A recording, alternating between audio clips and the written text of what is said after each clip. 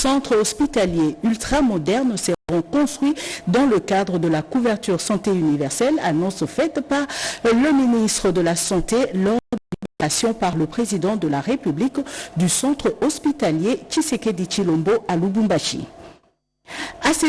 Dans le secteur pharmaceutique en République démocratique du Congo, des pharmacies et des dépôts pharmaceutiques scellés à Lubumbashi pour cause d'irrégularité et vente des médicaments impropres à la consommation, décision du directeur national de l'autorité congolaise de réglementation pharmaceutique. Mesdames et messieurs, merci de suivre ce journal sur la RTNC. En visite de travail à Lubumbashi, le président de la République, Félix Antoine Tshisekedi Tshilombo, a inauguré le centre hospitalier moderne dénommé Tshisekedi Tshilombo, une œuvre de la Caisse nationale de sécurité sociale. Pierre Kibambeso Moïsa pour le reportage. Dans la périphérie de la ville de Lubumbashi, sur la route Kasenga, un grand hôpital moderne vient de sortir de terre. Il s'agit du centre hospitalier Tshisekedi Tshilombo, CHTT, de l'Institut national de sécurité sociale, une entreprise publique de l'État congolais. Doté des équipements ultramodernes et de 120 lits, ce centre hospitalier a été inauguré ce jeudi 17 avril 2025 par le président de la République Félix Antoine Tshisekedi Tshilombo en visite au travail à Lubumbashi. Motif de fierté et de satisfaction pour le directeur général de la Caisse nationale de sécurité sociale, Charles Moudiaï Kazadi, a rendu hommage au président de la République pour sa vision de développement de la RDC. Un centre d'appareillage orthopédique le mieux équipé en Afrique, fonctionnant en partenariat avec la firme Autobot, le leader en Europe pour la fabrication des prothèses et des orthèses. Ce qui était un rêve à la CNSS est aujourd'hui une réalité avec l'inauguration de cette grande infrastructure sanitaire moderne à Lubumbashi RDC, au cœur de l'Afrique,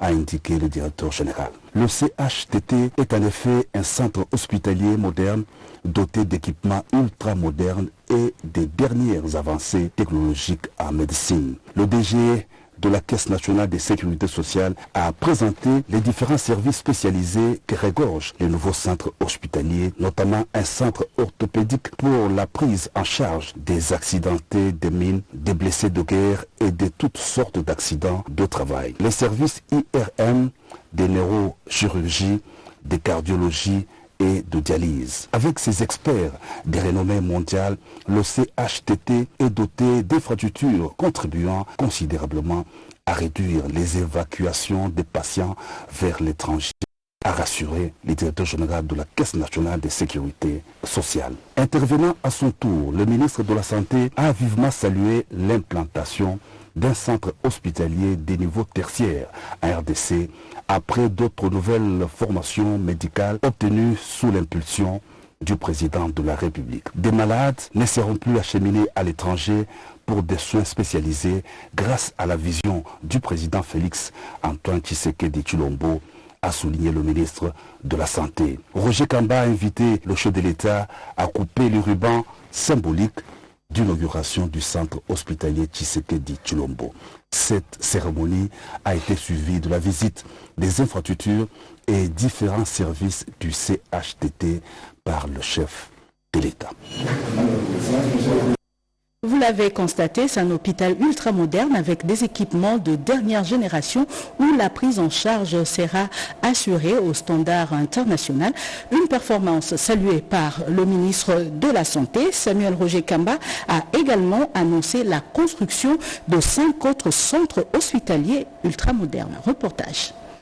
Centre hospitalier Tshisekedi Tshilombo en plein centre de la ville de Lubumbashi, fruit d'un investissement conséquent et d'une volonté politique forte du président de la République, Félix Antoine Tshisekedi Tshilombo. Dr Samuel Roger Kamba salue un grand jour. Ce centre hospitalier comprend des salles d'opération ultramodernes, des unités de soins intensifs et des dispositifs de diagnostic avancés. Ce centre de niveau tertiaire, avec bientôt la recherche qui va être associée, va être, Excellence Monsieur le Président de la République, le modèle de 5 centres que nous avons décidé, avec l'accompagnement de la CNSS, de faire au niveau de la République. Il va représenter le haut de gamme de notre système de santé et il va permettre à ce que nous diminuions le transfert de nombreux de nos patients à l'étranger. Je voudrais ici attirer l'attention du gouvernement central de l'importance des ressources humaines, parce qu'effectivement, nous sommes accompagnés, Monsieur le Président de la République, par nos collègues médecins qui viennent de l'étranger, et c'est un défi majeur que nous devons relever, parce que nous en avons vraiment besoin. Ce centre hospitalier bien équipé va offrir des soins de santé de qualité aux populations de toutes générations grâce à son plateau technique ultramoderne conformément à la vision de la couverture santé universelle sur laquelle le président de la République, Félix-Antoine Tshisekedi Tshilombo, a engagé le pays depuis quelques temps. Des pharmacies et dépôts pharmaceutiques scellés à Lubumbashi dans le Haut-Katanga.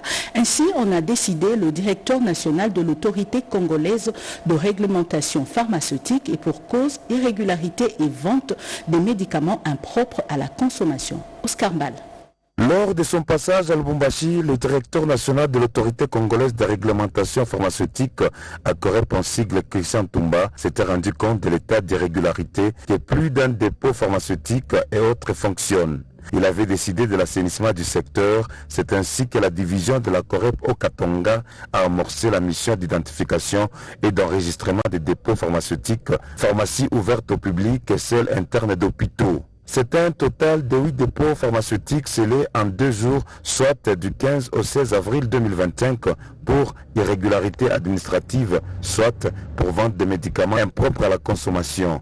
Et c'est le chef de division de la Corep au Katanga Lubumbashi, le pharmacien Richard Lengue Kabulo, accompagné de son équipe, qui est descendu sur le terrain pour cette opération. Avec l'appui de la direction générale, le DG nous a envoyé des inspecteurs qui sont arrivés en accompagnement à la province du Haut-Katanga pour vraiment assainir le secteur pharmaceutique. S'est levé et dit non, niet, je dois sauver la santé de la population. Et c'est comme ça que nous sommes sur le terrain en train de fermer. Ça, c'est une première vague et la série continue.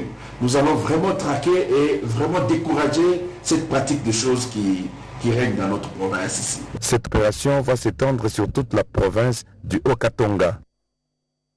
En séjour à Lubumbashi, dans le Haut-Katanga, le ministre de l'économie nationale a rencontré les responsables du secteur pétrolier. Leurs échanges ont porté sur la baisse des prix du carburant à la pompe intervenue depuis octobre 2024, ainsi que les efforts à fournir pour la stabilité des prix. Rodé Panda. Les échanges avec les responsables de la profession pétrolière ont concerné la baisse du prix du carburant à la pompe intervenue en octobre 2024 et des efforts à fournir pour maintenir ces prix. À son tour, le président de la commission des hydrocarbures de la FEC au Katanga, Joseph Kité Maloba, a expliqué au patron de l'économie nationale les différentes formes de fraude, notamment la délinquance des prix, la pratique illégale de la profession par les personnes physiques ou morales non qualifiées. Nous sommes contents parce que le vice-premier ministre et le ministre de l'économie nous a invités pour que nous puissions lui dresser les tableaux de tous les problèmes qui rongent notre secteur. Et son Excellence, Monsieur le vice-premier ministre et ministre de l'économie, nous a promis l'envoi d'une délégation dès la semaine prochaine, une délégation mixte, ministère des Finances, économie, hydrocarbures, ainsi que les gens de MAMO, pour que nous, FEC, nous puissions nous mettre autour de la table avec cette commission et présenter les propositions de solutions afin de sortir dans cette situation qui plombe le climat des affaires ici en province. Daniel Mukoko Samba qui a obtenu la réduction de pertes et manque à gagner dû aux sociétés pétrolières a réaffirmé la volonté du gouvernement d'assainir le marché pour éviter toute accumulation de pertes et manque à gagner. Les corridors sud de la RDC SADC, projet à développer et opportunités d'affaires, c'est le thème de la 9e édition Expo Béton qui se tient dans le Haut-Katanga. Quelques membres du gouvernement central y ont pris part.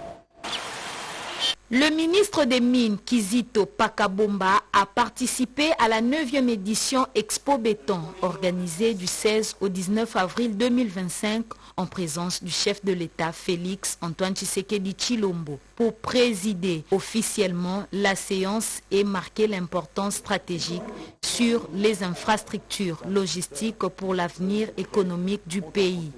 Thème développé, le corridor sud de la RDC SADC, projet à développer et opportunités d'affaires. Occasion pour le ministre des Mines de mettre en lumière les différences structurelles entre les modèles congolais et celui de l'Angola dans le développement des corridors logistiques. La lenteur observée du côté congolais réside dans les montages financiers complexes. Pourtant, l'Angola travaille avec des concessions privées accélérant les investissements. Pas d'exportation des minéraux à l'état brut pour profiter de ces corridors, a précisé le ministre des Mines en plaidant pour une transformation locale. La création et l'opérationnalisation de zones économiques spéciales telles que Kolwezi, l'implantation d'unités de transformation métallurgique et fabrication de composants pour batteries électriques. La diversification économique avec l'industrie locale doit être un levier stratégique pour le développement du pays et la création d'opportunités pour les Congolais au cœur de l'action politique du président de la République. Autre chose à présent, des députés nationaux médecins se sont rendus dernièrement à Bujumbura pour une mission humanitaire. De retour à Kinshasa, ils ont présenté un rapport détaillé lors de la plénière de ce jeudi 17 avril. Anime Balaka. Le jeudi 17 avril 2025, dans l'hémicycle du Palais du Peuple, l'émotion était palpable. De retour de Bujumbura, où ils ont soigné des centaines de réfugiés congolais ayant fui les violences persistantes dans l'est du pays, un groupe de députés nationaux médecins a présenté devant la plénière le rapport de leur mission humanitaire. Leur constat est alarmant. Face à cette situation, ils recommandent au gouvernement congolais d'engager sans délai un dialogue avec les autorités burundaises et les partenaires humanitaires, d'envoyer des aides d'urgence et de renforcer la prise en charge psychologique des réfugiés. Le HCR, de son côté, est invité à améliorer les infrastructures des camps et à scolariser les enfants déplacés. Présidé par le professeur Vital Kamere, la plénière a salué cette mission et s'est également penchée sur d'autres questions d'importance nationale. En tête de liste, l'examen et le vote du projet de loi portant autorisation de la prorogation de l'état de siège sur une partie du territoire national. Sur les 343 députés présents, 304 ont voté pour, 34 contre et 5 se sont abstenus. Autre dossier abordé, la présentation par la princesse Dominique Mounongo, rapporteure adjointe du bureau de l'Assemblée nationale, du rapport de la commission spéciale et temporaire chargée d'enquêter sur les pratiques de recrutement, de mise à la retraite et de promotion des agents de la Cour des comptes. Après débat et délibération, la résolution a été adoptée.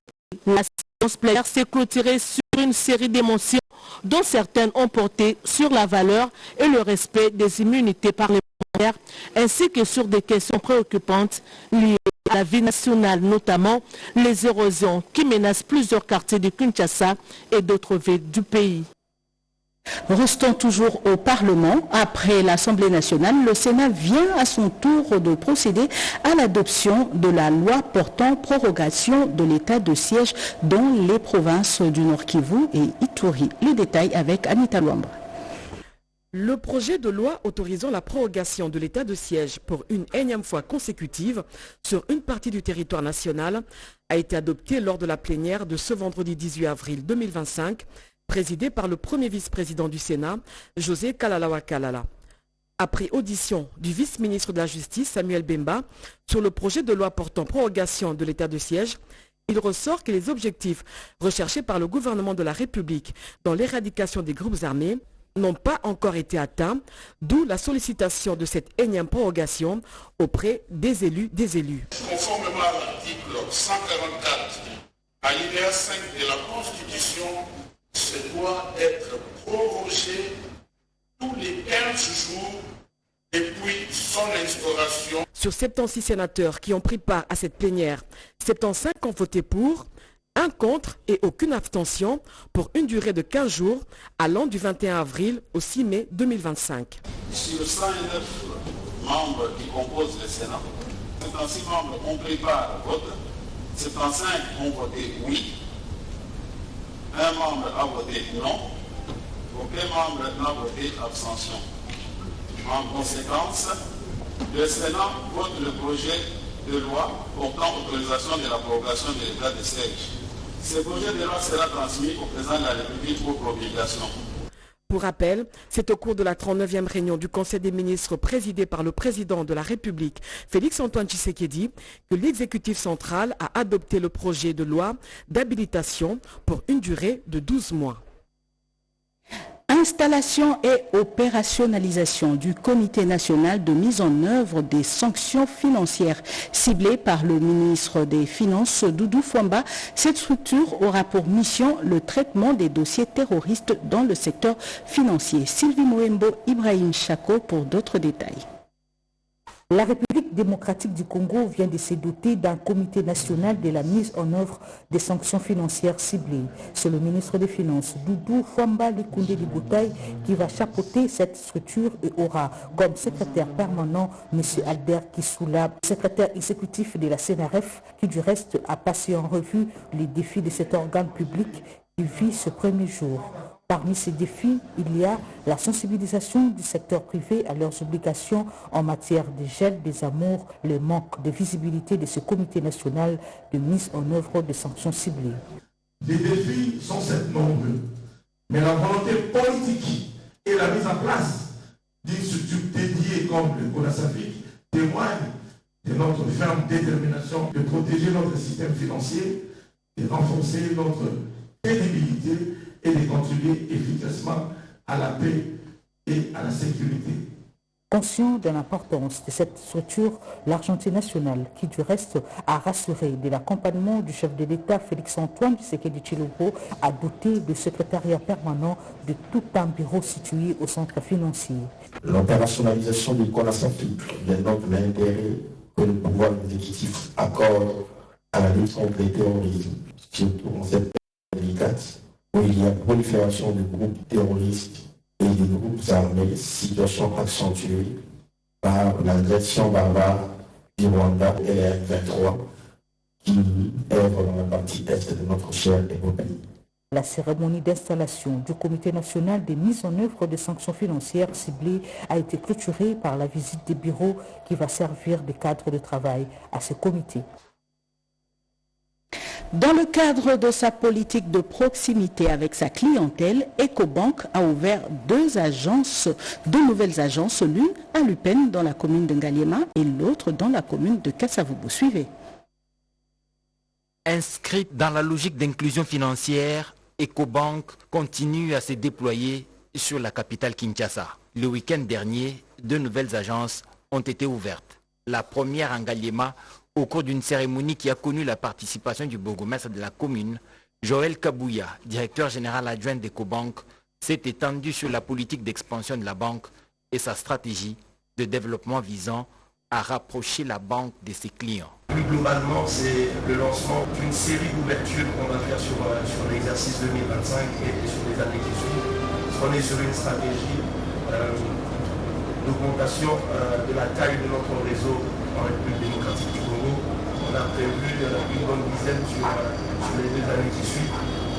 Et donc Lupène pour nous c'était important. Pourquoi? Parce que ça nous permet premièrement de servir encore davantage les plus de 200 000 clients qu'on a aujourd'hui. Mais également c'était important pour nous de nous positionner sur certains centres d'affaires, centres d'activité où nous ne sommes pas encore présents aujourd'hui. Pas très loin de là où nous sommes, il y a un marché et on a beaucoup d'autres autour. Il y a des universités, il y a des écoles. Et donc l'objectif pour nous était de pouvoir nous rapprocher de ces activités-là, de manière à pouvoir leur proposer nos produits et services. A salué la confiance des clients à sa banque et a rappelé les services modernes mis à disposition et adaptés aux besoins des clients. Avec ces implantations, Ecobank RDC affiche clairement ses ambitions de grandeur et réaffirme son engagement en faveur de la croissance économique en République démocratique du Congo. Et puis cet appel d'offres avant de poursuivre ce journal, la Banque centrale du Congo souhaite renouveler une partie de son parc informatique en fonction des avancées technologiques, des besoins de mise à niveau et de l'obsolescence vétusté de certains équipements. Ces équipements devront être compatibles avec l'environnement informatique fonctionnel déjà existant et s'y intégrer. La Banque centrale du Congo sollicite les offres souples et fermées de la part des candidats répondant correspondant aux qualifications requises pour lui fournir des équipements informatiques en un lot unique comprenant 67 ordinateurs fixes de bureau, 39 ordinateurs portables et type standard et station de travail, 30 imprimantes monochromes et couleurs et 252 cartouches d'encre laser ainsi que les services connexes liés à la garantie matérielle et d'après-vente pour l'ensemble des matériels à fournir pour une durée d'1 an et à la formation technique à assurer au personnel de la Banque centrale du Congo sur la maintenance préventive et corrective des équipements à fournir. La passation du marché sera conduite par appel d'offres ouvert tel que défini dans les règles relatives à la passation de marché public à la Banque centrale du Congo à tous les candidats éligibles. L'obtention du dossier d'appel d'offres s'effectuera au secrétariat permanent de la cellule de gestion de projets et de marchés publics situé au premier niveau de l'immeuble du siège de la Banque centrale du Congo sur présentation d'un bordereau des versements obtenu après un paiement non remboursable de 1 425 000 francs congolais au compte courant de la Banque centrale du Congo. Les offres devront être soumises à l'adresse ci-dessous au plus tard le 19 mai 2025 à 11h30. Les offres remises en retard ne seront pas acceptées. Chaque offre doit comprendre une garantie d'offre sous forme de garantie bancaire d'un montant de 15 100 000 francs congolais et devra demeurer valide pendant une durée de 90 jours à compter de la date limite de dépôt des offres. Le président de la Commission nationale des droits de l'homme avait pris part à la 58e session des Nations Unies sur le droit de l'homme à Genève. Juste après, Paul Sapou a été invité à l'Assemblée nationale française où il a expliqué la situation sécuritaire dans l'Est de la RDC. Mireille Ndeke. Après sa participation à la 58e session des Nations Unies sur le droit de l'homme à Genève, Paul Sapou a effectué une mission à Paris sur invitation du groupe parlementaire France-RDC. Paul Sapou Moukoulou, président de la Commission nationale des droits de l'homme en RDC, a devant l'Assemblée nationale expliqué l'état dramatique de violation des droits de l'homme dans l'Est de la RDC. Dans le rapport, il détaille les massacres, viols, exécutions extrajudiciaires, des actes que subissent les Congolais dans cette partie du pays, des atrocités commises par le Rwanda et ses supplétifs. Goma et Bukavu sont lancés dans des violations graves des droits de l'homme. Tous ces cas de violations graves des droits de l'homme. Voilà pourquoi, à Genève, j'ai lancé ce cri-là pour que les humanitaires apportent assistance à cette population. Ces actes notoires de graves violations de droits de l'homme sont minutieusement documentés et vérifiés. Monsieur Sapou, au front d'une diplomatie agissant de droits de l'homme, à la suite de l'horreur d'un conflit meurtrier doublé d'une crise gravissime humanitaire dans l'Est de la RDC, a tenu dire aux députés français qu'il plaide pour la création d'un tribunal international pour la RDC afin que les auteurs de ces crimes soient jugés. Ce périple européen du président de la CNDH a été sanctionné par une conférence de presse sur les questions liées à cette agression injuste dont la RDC est victime.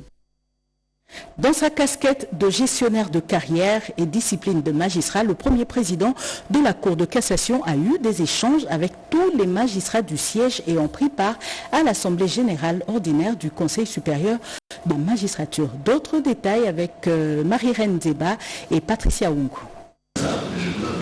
Après la cérémonie de clôture de l'Assemblée générale ordinaire du Conseil supérieur de la magistrature organisée à Kinshasa du 7 au 17 avril 2025 sous le haut patronage de son Excellence Félix Antoine Tshisekedi Tshilombo, président de la République et magistrat suprême, le premier président de la Cour de cassation, le professeur Ndomba Kabea Eli Léon, a présidé en fin d'après-midi à l'intention de Magistrats du siège ayant pris part à ces assises, une réunion d'appropriation des résolutions issues de l'Assemblée générale ordinaire. Je vous encourage, je sais qu'il y aura des décisions qui vont sortir, il y aura des permutations, il y aura des promotions. Et lorsque vous retournez ici, le seul danger, c'est lequel?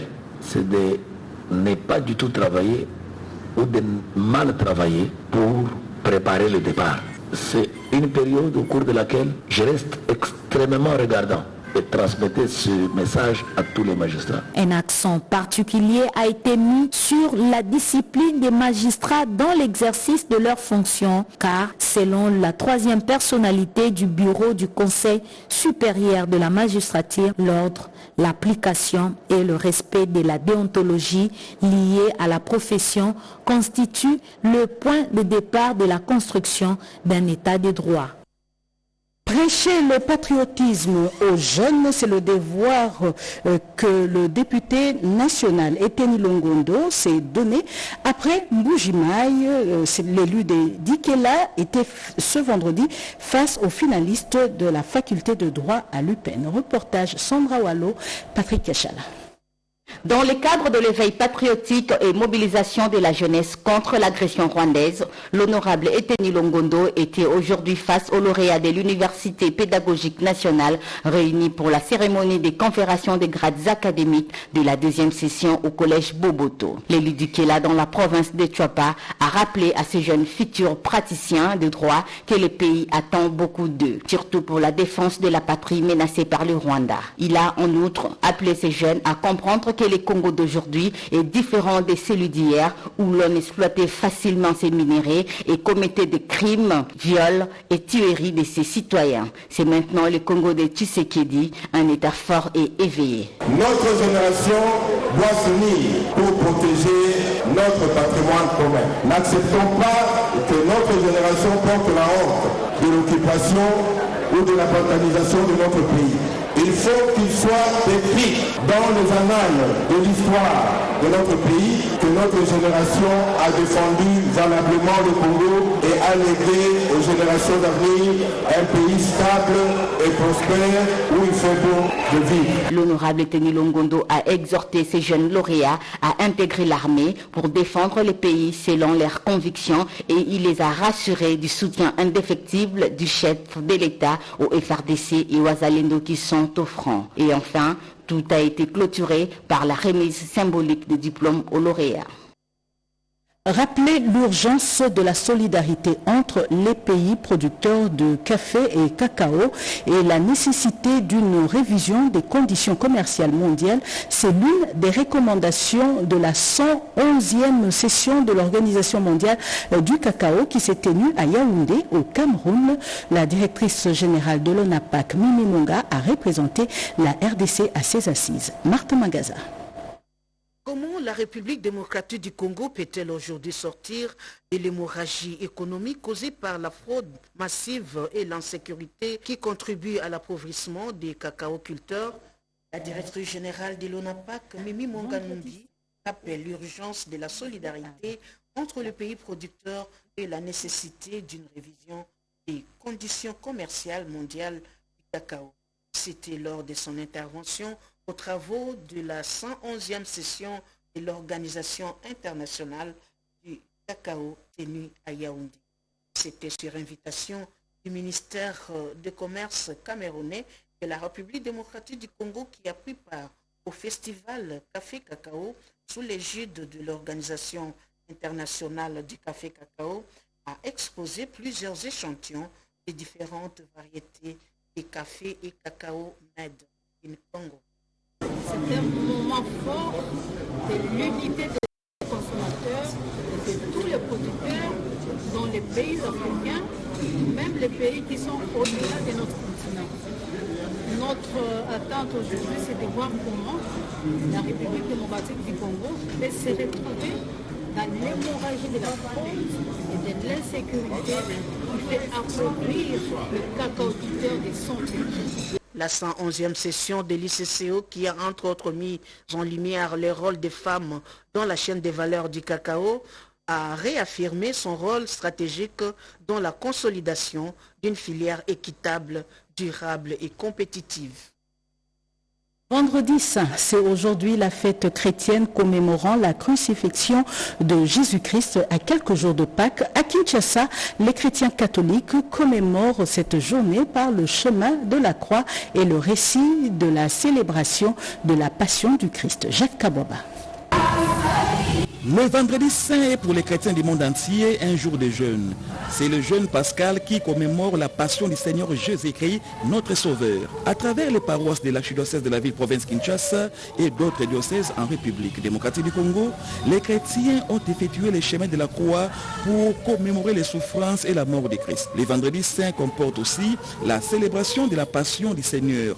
L'office a commencé par une liturgie de la parole dont la lecture principale a été le récit de la passion selon Saint Jean. L'évangéliste Jean nous met devant les yeux certains traits de la passion de Jésus qu'il est seul à avoir retenu la déclaration du gouverneur romain Ponce Pilate. Les deux premières lectures ont permis de saisir comment le Christ en croix réalise l'espérance d'Israël qui se confond avec celle de l'humanité.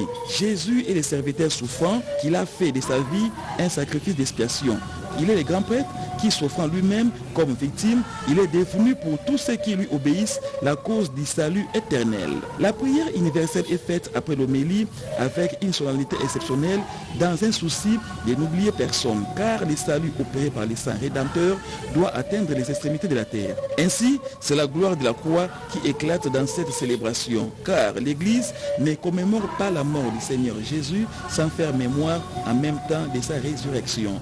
C'est par les bois de la croix que la joie est venue sur le monde. La croix est toujours mise en lien avec la résurrection. Le Christ n'est pas resté cloué au bois de la croix. Il est mort et ressuscité. Rappelons toutefois qu'il n'y a pas messe les vendredis saints. L'office de la Passion ne comporte pas de célébrations eucharistiques. Il n'y a donc pas de messe du vendredi saint, car l'Église est en deuil et il n'y a pas de consécration les vendredis saints. On donne la communion avec les hosties qui ont été consacrées la veille. C'est pourquoi on appelle l'office du vendredi saint messe des pré-sanctifiés. Et pour terminer, sachez que le président de la République, Félix-Antoine Tshisekedi Tshilombo, a présidé aujourd'hui à Lubumbashi la réunion du Conseil de ministres. Vous suivrez juste après ce journal de 20h le compte rendu avec le porte-parole du gouvernement, Patrick Mouyaya. Ainsi prend fin cette édition du journal télévisé sur la RTNC. Merci de l'avoir suivi. Gauthier Kiassi était à la rédaction. Le prochain rendez-vous d'actualité, c'est tout à l'heure à 23h avec Serge Merlin Mata. Très bonne suite de programme sur la RTNC.